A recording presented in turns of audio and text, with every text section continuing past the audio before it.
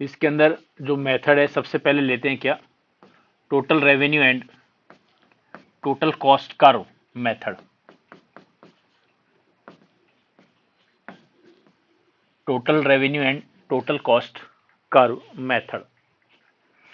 कुल आगम व कुल लागत वक्र विधि, इसको लिखेंगे हम ट्रायल एंड एरर मेथड भी बोलते हैं इसको, ट्रायल एंड एरर मेथड। इसके अंदर क्या होता है,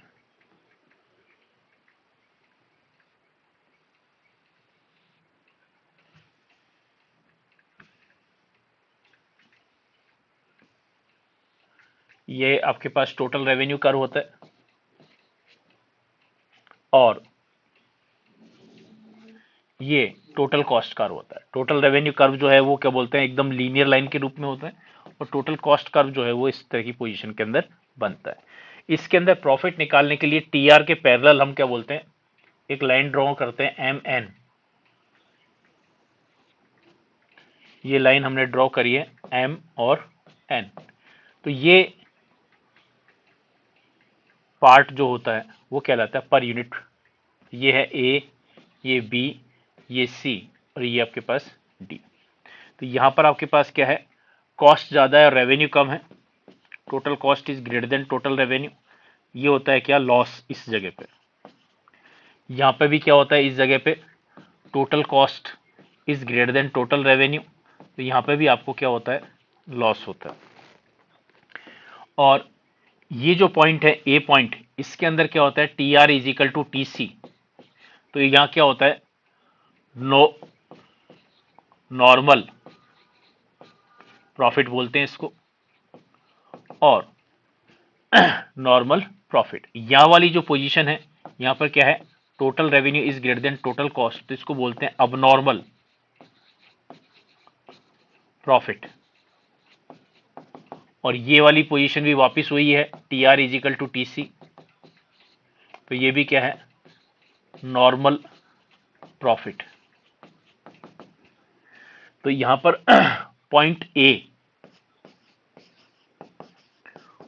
ए एंड पॉइंट सी, ये क्या है, नॉर्मल प्रॉफिट है।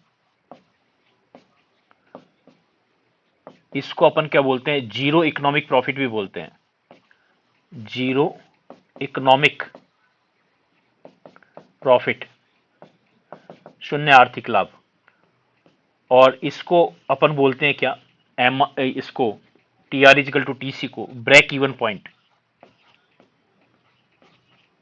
ब्रेक इवन पॉइंट यानी सम विच्छेद बिंदु। और यहां पर जो टोटल प्रॉफिट है, टोटल प्रॉफिट वो एरिया है क्या, A B C D area. और पर यूनिट प्रॉफिट अगर अपन निकालें, पर यूनिट प्रॉफिट, तो वो यहां पर क्या बोलते हैं, ये जो बी और डी ए है वो है पर यूनिट प्रॉफिट की पोजीशन बन के आती है।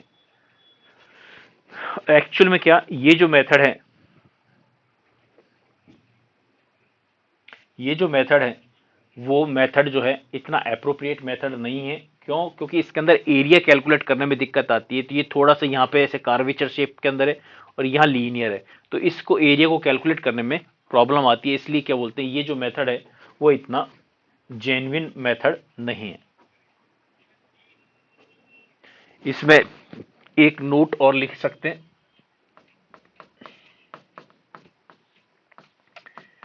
Eight the point of